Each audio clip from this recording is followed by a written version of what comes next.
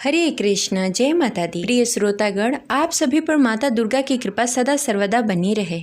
आशा करते हैं आप अपने घरों में नवरात्रि की पूजा बड़े ही धूमधाम से कर रहे होंगे, जिससे माता रानी की कृपा आप सभी पर सदैव बनी रहे। नवरात्रि के पहले दिन बड़े ही विधि विधान से घट स्थापना किया जाता है।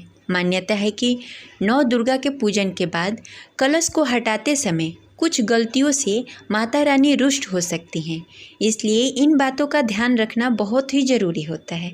तो आज की इस वीडियो में हम जानेंगे कि नवरात्रि खत्म होने पर कलश किस दिन हटाएं, कलश का जल क्या करें, नारियल का क्या करें, चावल क्या करें, इन सब सामग्री का हम क्या कर सकते हैं, कहाँ रख सकते हैं।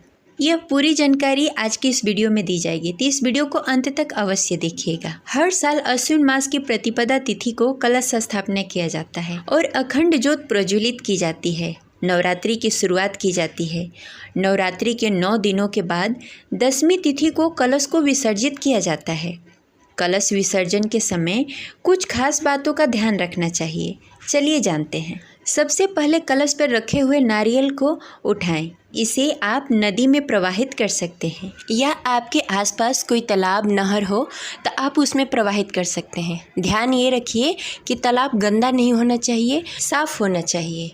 या आप ये कर सकते हैं कि जो आपने माता रानी को द्रव्य चढ़ाया है, जो वस्तु चढ़ाई है, उसके साथ ही इस नारियल को लाल कपड़े में लपेटकर इसके साथ कुछ रुपए दक्षिणा के रूप में आप ब्राह्मण को दे सकते हैं। इस नारियल को गलती से भी आप फोड़ने की कोशिश न करें। इस नारियल को आपको नहीं फोड़ना है। अगर आपको प्रसाद के रूप में नारियल देना है तो अलग से माता रानी को नारियल चढ़ाकर उसे आप फोड़कर प्रसाद दे सकते हैं। दूसरा, चावल का क्या करें। नवरात्रि के बाद कलश हटाते समय उसके नीचे रखे हुए चावल और पूजा सामग्री को नदी में प्रवाहित कर सकते हैं।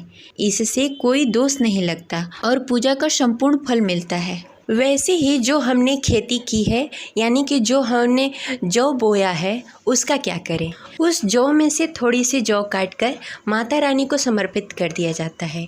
उसके बाद वह प्रसाद के रूप में अपने कान पे पुरुष लोग लगाते हैं और माथे से लगाकर माता रानी को प्रणाम करते हैं। उसके बाद जो बचा हुआ जौ है उसे नदी में प्रवाहित कर दिया जाता है, या आपके घर में कोई गमला हो आप उसे गमले में डालकर रख सकते हैं। उसके बाद आप उसमें कोई फूल या पौधा लगा दें। कलश का जल, नवरात्रि के बाद कलश में जो रखा हुआ जल होता है उसे आम के पल्लों से अपने घर के हर कोने में उसका छिड़काव करें। अपने घर के हर सदस्य पर उसका छिड़काव करें। ध्यान ये रखें कि उस जल का छिड़काव कभी भी गंदे जगहों पे ना करें, बाथरूम में ना करें, कूड़े पे ना करें। इसके बाद भी जब आपका जल बच जाता है तो उसे किसी पौधे में आप डाल सकते हैं, लेकिन ध्यान रखें उस जल को तुलसी के पौधे में नहीं डालना चाहिए। अब कलश में रखे हुए सामग्री का क्या करें। कलश स्थान के दौरान कलश में डाले हुए सिक्के और सुपारी को आप अपनी तिजोरी या पर्स में रख सकते हैं। मान्यता है कि ऐसा करने से धन की तंगी दूर हो जाती है और घर में सुख समृद्धि का वास होता है। कलश हटाने से पहले माता दुर्गा के विधि विधान से पूजा करनी चाहिए। इसके बाद पूजा में जाने अनजाने हुई गलती के लिए क्षमा मांगनी चाहिए। फिर कलश के जल को घर में छिड़कना शुरू करना चाहिए। नवरात्रि के बाद कलश हटाते समय कलश पर बंधे हुए कलावे को खोलकर हाथों में बांध लें। ऐसा करने से देवी भगवती प्रसन्न होती हैं और भक्तों पर हमेशा अपना कृपा बनाए रखती हैं। कलश विसर्जन करने से पहले कन्या पूजन जरूर करें। नवरात्रि का व्रत कन्या पूजन के बिना अधूरा माना जाता है, इसलिए कन्या पूजन के बाद ही कलश उठाएं। कलश कभी भी विजयदशमी के दिन हटाया जाता है।